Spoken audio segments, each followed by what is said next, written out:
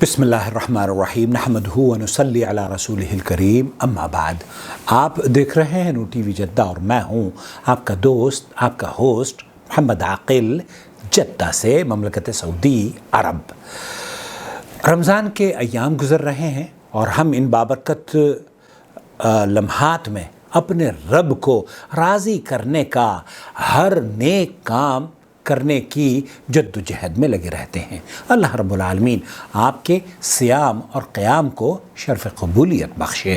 جب آپ مسجد میں داخل ہوتے ہیں، سوال یہ پیدا ہوتا ہے، تراویح کی نماز ہو رہی ہے مسجد میں اور آپ اکیلے مسجد میں داخل ہوئے ہیں اور امام صاحب تراویح کی نماز پڑھا رہے ہیں۔ بہت سے لوگوں کا ہم نے دیکھا ہے کہ وہ اکیلے نماز پڑھنا شروع کر دیتے ہیں۔ ان کا خیال یہ رہتا ہے کہ ہماری تراویح کی نماز کے ساتھ عشاء کی نماز نہیں ہوتی۔ ایسی صورت میں کیا کرنا چاہیے؟ تو میں جب مسجد میں داخل ہوا تو ایسی صورت میں داخل ہوا کہ امام صاحب تراویح کی نماز پڑھا رہے تھے۔ وہ قاعدے میں بیٹھے اور تشہد پڑھنا شروع انہوں نے کیا، لیکن مجھے یہ دیکھنا تھا کہ آیا یہ اٹھ کر اب دوسری رکعت پڑھیں گے یا سلام پھیرنے کے بعد نئے سرے سے تراویح کا آغاز کریں گے۔ تو میں نے دیکھا کہ انہوں نے سلام پھیر لیا اور پھر اس کے بعد 2 رکعت ان کو تراویح کی یا قیام اللیل کی پڑھنی تھی۔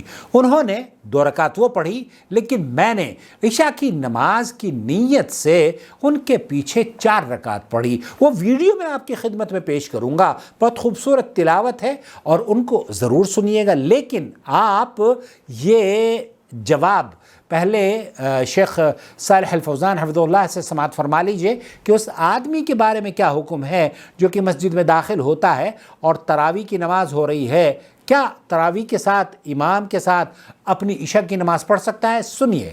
الجماع یصلون التراویح، لوگ نماز پڑھ رہے ہیں تراویح کی۔ اب ایک آدمی مسجد میں داخل ہوا ہے، اس نے عشاء کی نماز نہیں پڑھی ہے، پوچھ رہا ہے اللہ آپ کی حفاظت فرمائے، مجھے نصیحت فرما دیجئے کہ وہ عشاء کی نماز کب پڑھے؟ يدخل معهم بنیت الفریضہ، اس کے ساتھ اپنی نیت فرض نماز کی نیت کر کے وہ اس کے ساتھ شامل ہو جائے۔ فرض نماز کی نیت کا مطلب یہ نہیں ہے کہ آپ لمبی چوڑی نیت پڑھیں، 2 کرتا ہوں میں نماز کی 4 رکعت نماز واسطے اللہ تعالیٰ کی میرا کعبہ شریف کی پیچھے سے امام کے اللہ اکبر، نہیں، یہ کہنے کی ضرورت نہیں ہے۔ جب آپ مسجد میں داخل ہو رہے ہیں اس کے ساتھ نماز پڑھ لیں، جو دل کا ارادہ ہے وہ آپ کا کاؤنٹ کیا جائے گا، وہی کافی ہے۔ اب امام نے 2 رکعت نماز پڑھ کے سلام پھیر لی ہے تو آپ 2 رکعت اس کے ساتھ پڑھ لی ہے، 2 رکعت آپ اپنی پڑھ لیجئے۔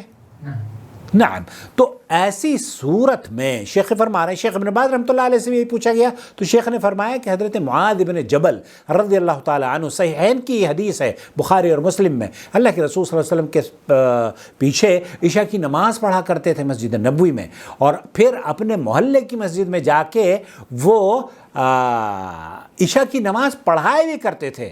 تو ان کی نفل نماز ہوتی تھی اور مقتدیوں کی نماز فرض ہو جاتی تھی۔ تو اختلاف نیت سے کوئی فرق نہیں پڑتا۔ اگر امام فرض نماز پڑھ رہا ہے تو آپ اس کے پیچھے نفل پڑھ سکتے ہیں، اور امام اگر نفل نماز پڑھ رہا ہے تو اس کے پیچھے آپ اپنی فرض نماز بھی کر سکتے ہیں۔ تو اس ویڈیو کو مکمل دیکھ لیجئے۔ جب امام نے سلام پھیر لیا تو میں نے پھر اکیلے منفرد 2 رکعتیں پڑھی ہیں۔ پلیز اس کو ضرور دیکھیے گا اور ہمیں اپنی دعاؤں میں یاد رکھیے گا، اور کمنٹس میں بتائیے گا کہ ایک قاری جن کی آواز آپ نے سنی ہے کیسی لگی آپ کو؟ مجھے بہت پسند ہے، میں جدہ میں انہی کے یہاں تراویح پڑھتا ہوں۔ اللہ تعالیٰ ان کو اپنی حفظ و امان میں رکھے۔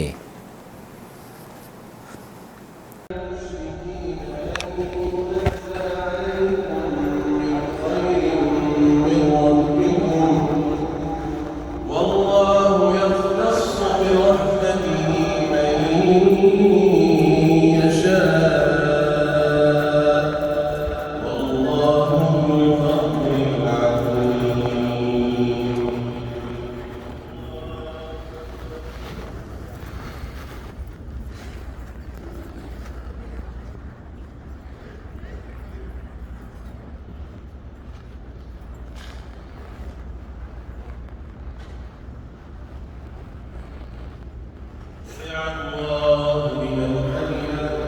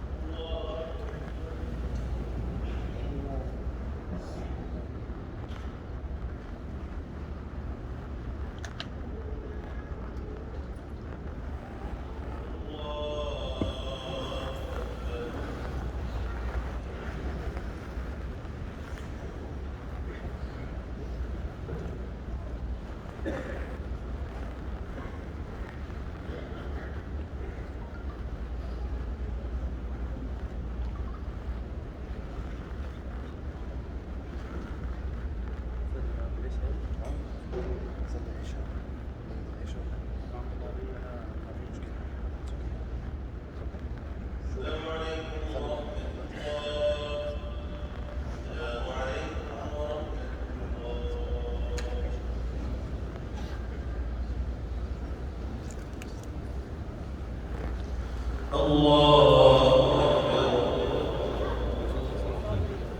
الحمد لله رب العالمين الرحمن الرحيم مالك يوم الدين إياك نعبد وإياك نستعين اهدنا الصراط المستقيم صراط الذين أنعمت عليهم غير المغضوب عليهم ولا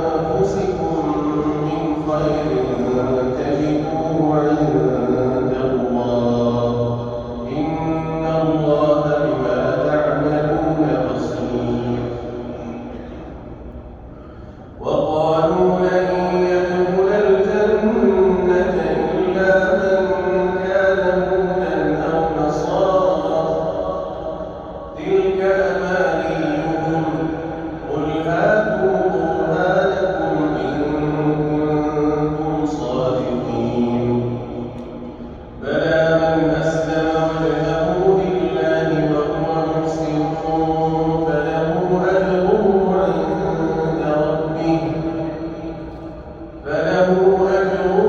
عند ربه ولا خوف عليهم ولا هم يحزنون.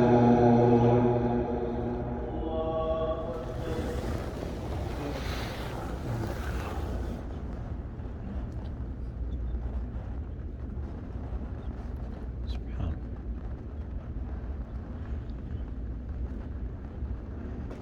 ربنا.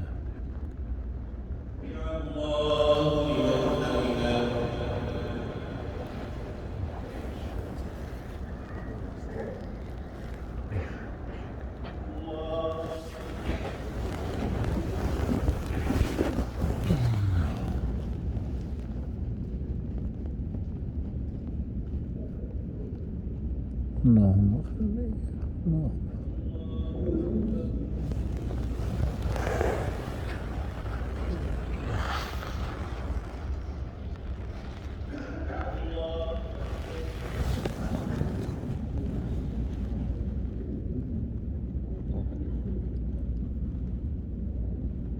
سبحان ربي الأعلى. سبحانك اللهم ربنا وبحمدك.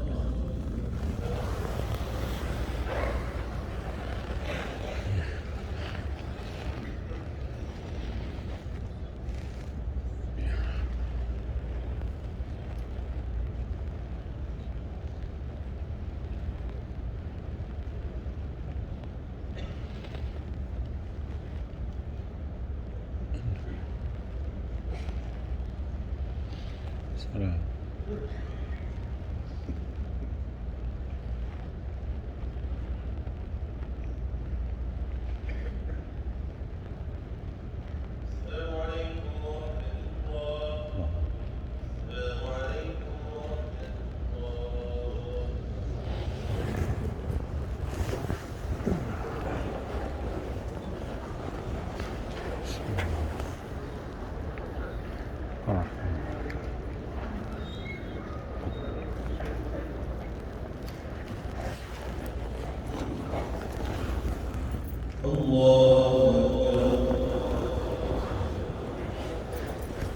الحمد لله رب العالمين الرحمن الرحيم مالك يوم الدين إياك نعبد وإياك نستعين اهدنا الصراط المستقيم صراط الذين أنعمت عليهم غير المغضوب عليهم ولا